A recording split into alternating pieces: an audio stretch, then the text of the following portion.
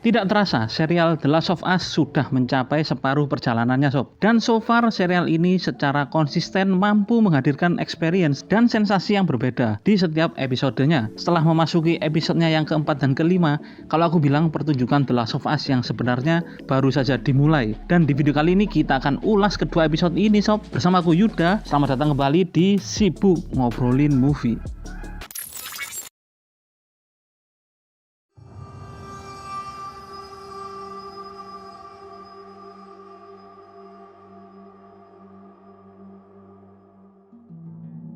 Setelah mendapatkan mobil dari kediaman Bill, Joel dan Ellie kembali melanjutkan petualangan mereka ke tempat Tommy yang ada di Wyoming. Perjalanan mereka kali ini sepertinya akan berjalan lancar karena Joel dan Ellie belum menemui rintangan dan ancaman yang serius. Sehingga banyak waktu yang mereka habiskan diisi dengan berbagai candaan dan humor untuk sekedar meredakan ketegangan. Tapi ketika mereka sampai di Kansas City, Joel dan Ellie dihadang oleh sekelompok orang-orang yang ingin menjarah persediaan mereka. Joel yang tidak punya pilihan lain harus berhadapan dengan kelompok ini dan membunuh mereka satu persatu. Perbuatannya ini malah membuat dia menjadi buronan kelompok pemberontakan yang dipimpin oleh Kathleen. Dan terpaksa, Joel dan Ellie harus cepat-cepat keluar dari wilayah mereka. Usahanya untuk melarikan diri sedikit menemukan kemudahan di saat mereka bertemu dengan Henry dan juga Sam yang menawarkan diri untuk saling bekerja sama. Henry yang kenal wilayah Kansas melihat ada kesempatan jika melewati sebuah gorong-gorong yang mengarah langsung ke perbatasan kota. Akhirnya mereka sepakat untuk melewati jalur tersebut dan tepat setelah mereka keluar, mereka berempat langsung dihadang oleh sniper yang menjaga di daerah tersebut. Keberadaan mereka pun akhirnya diketahui oleh Kathleen. Kathleen yang tidak bisa meredam amarah dan dendamnya kepada Henry karena sudah membunuh kakaknya langsung bergegas menuju ke sana dengan pasukan terbaiknya. Henry yang terpojok mau tidak mau harus menyerah kepada Kathleen. Tapi sebelum Kathleen mengeksekusi Henry, gerombolan clicker muncul keluar dari bawah tanah dan menyerang secara brutal, menyebabkan kekacauan di mana-mana dan insiden itu membuat Kathleen tewas di tangan clicker. Setelah mereka lolos dari kekacauan, mereka memutuskan untuk tetap bersama sampai ke Wyoming. Saat mereka sedang beristirahat, Sam yang saat itu sedang bersama Ellie menanyakan apakah Ellie itu pernah punya rasa takut karena Sam saat itu takut dan ingin mengakui kalau dia mendapatkan luka akibat gigitan dari para clicker. Ellie pun secara cepat langsung mengusap luka Sam dengan darahnya yang dia yakini bisa menyembuhkan luka itu. Tapi di pagi harinya Sam tidak tertolong dan berubah menjadi ganas hingga menyerang Ellie. Henry yang mengetahui Sam berubah langsung mengambil pistol dan menembakkan tepat di kepala Sam. Henry pun tidak percaya mengambil tindakan itu dan langsung mengakhiri hidupnya dengan menembakkan kepalanya sendiri. Episode 4 dan 5 benar-benar fantastis sob. Jujur aku sendiri itu terharu ya melihat cara mereka meningkatkan cerita dari The Last of Us itu sendiri, merubah sedikit sumber materi aslinya untuk menghasilkan narasi yang benar-benar fresh tapi tidak sampai ke tahap yang melenceng terlalu jauh gitu ya, dikembangkan dengan sangat menakjubkan. Aku rasa itu adalah pendekatan yang cerdas, lahir dari sebuah penulisan yang jenius oleh seorang Craig Mazin dan juga Neil Druckmann yang tahu bagaimana cara menghormati dan menghargai setiap momen berharga yang ada di dalam gamenya. Mereka tuangkan dengan hasil yang tepat, di mana kemasan yang ditampilkan di kedua episode ini terasa seperti menciptakan nostalgia tersendiri buat para penggemar game ini.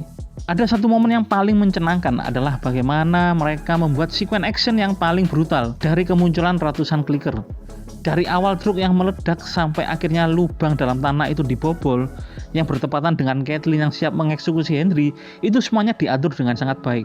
Aku suka bagaimana ringkihan suara clicker yang berisik itu muncul sebagai tanda kepuasan mereka, dan kamera yang menyorot langsung dengan jarak yang dekat melihat ratusan kaki para clicker yang tumpah ruah keluar beramburan menerjang siapapun yang ada di depannya membuat penonton itu kagum sekaligus merinding sob. Dengan latar belakang rumah yang terbakar, Blotter pun akhirnya datang seperti iblis yang muncul dari lubang neraka sebagai hidangan penutup dari pembantaian berdarah itu. Adegan ini sangat-sangat fenomenal sob.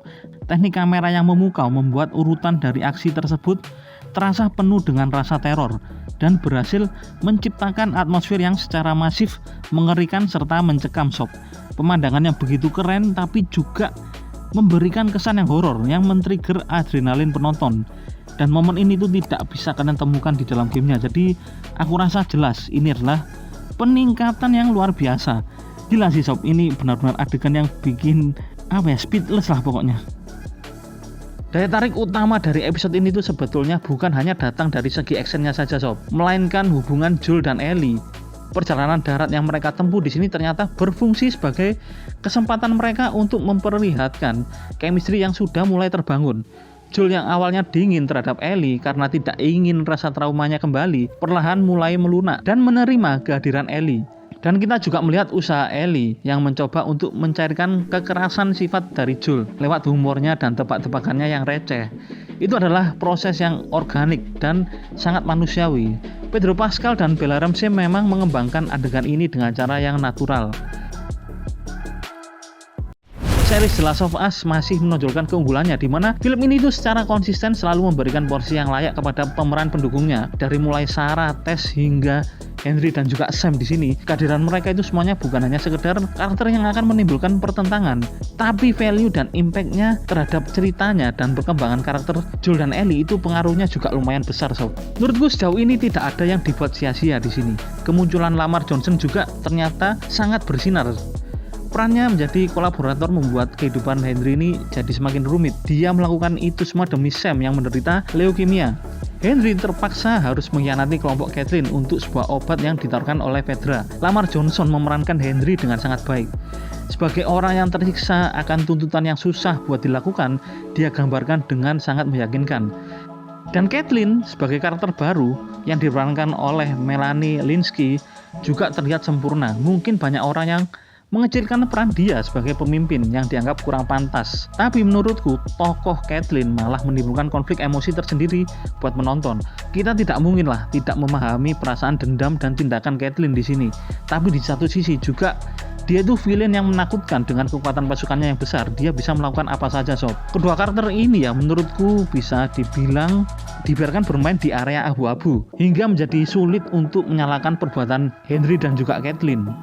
Mereka adalah simbol bahwa peradaban yang sudah hancur ini juga ternyata menghancurkan moral manusia, di mana akhirnya manusia itu tidak peduli dengan sesama. Kelompok atau fraksi yang seperti inilah yang juga bakal lebih berbahaya pastinya, selain para infected dari dunia The Last of Us, dan membuat perjalanan Joel dan Ellie ini semakin sulit untuk diprediksi.